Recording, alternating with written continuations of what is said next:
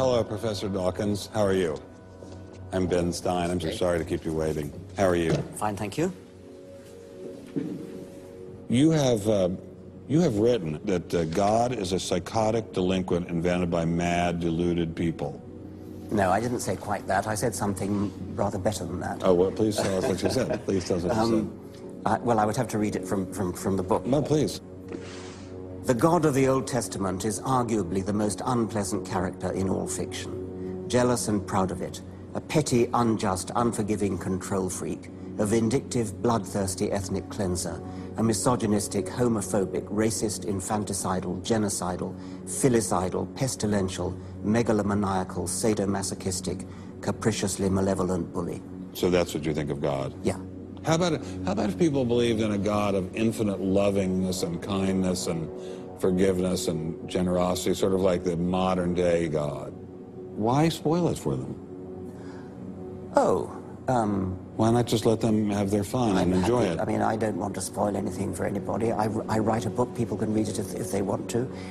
I believe that it is a liberating thing to free yourself from primitive superstition. So religion is a primitive superstition? Oh, I think it is, yes. So you believe it's liberating to tell people that there is no God?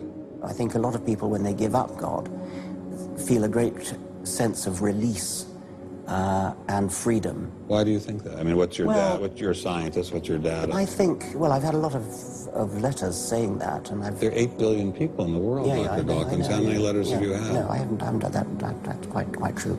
Professor Dawkins seemed so convinced that God doesn't exist that I wondered if he would be willing to put a number on it.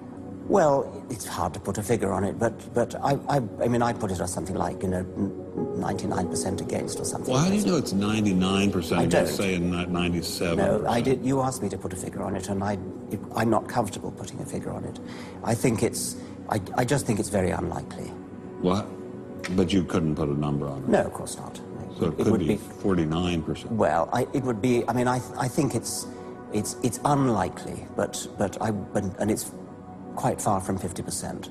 How do you know? I don't know. I mean, I put an argument in the book. Well, then who did create the heavens and the earth? Why do you use the word who? You see, you immediately beg the question by using the word who. Well, then how did it get created? Well, by a very slow process. Well, how did it start? Nobody knows how it started. We know the kind of event that it must have been. We know the sort of event that must have happened for the origin of life. And what was that? It was the origin of the first self-replicating molecule. Right, and how did that happen? I told you we don't know. So you have no idea how it started? No, nor has anybody. Nor has anyone else. What do you think is the possibility that intelligent design might turn out to be the answer to some issues in genetics or in evolution? It could come about in the following way. It could be that at some earlier time, somewhere in the universe, a civilization evolved by probably some kind of Darwinian means to a very, very high level of technology and designed a form of life that they seeded onto perhaps this planet. Now, that is a possibility and an intriguing possibility.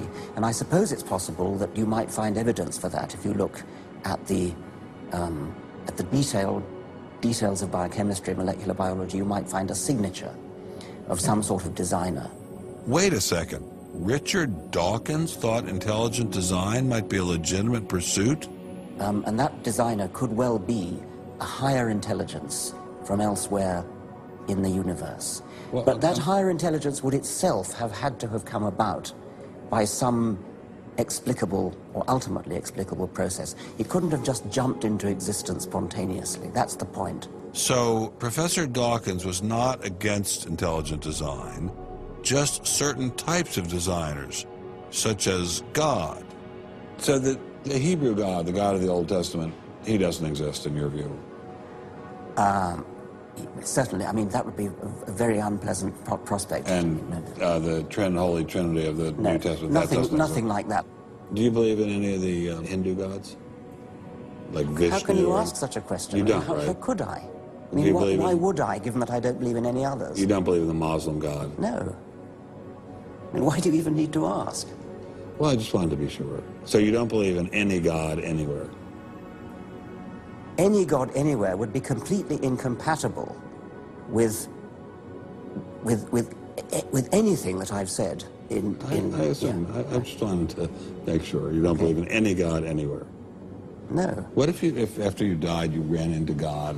He said, what have you been doing, Richard? I mean, what have you been doing? I've been trying to be nice to you. Yeah. I gave you a multi-million-dollar paycheck over and over again with your book, and look what you did. Bertrand Russell had that point put to him, and he said something like, "Sir, why did you take such pains to hide yourself?" But if the intelligent design people are right, God isn't hidden. We may even be able to encounter God through science, if we have the freedom to go there. What could be more intriguing than that?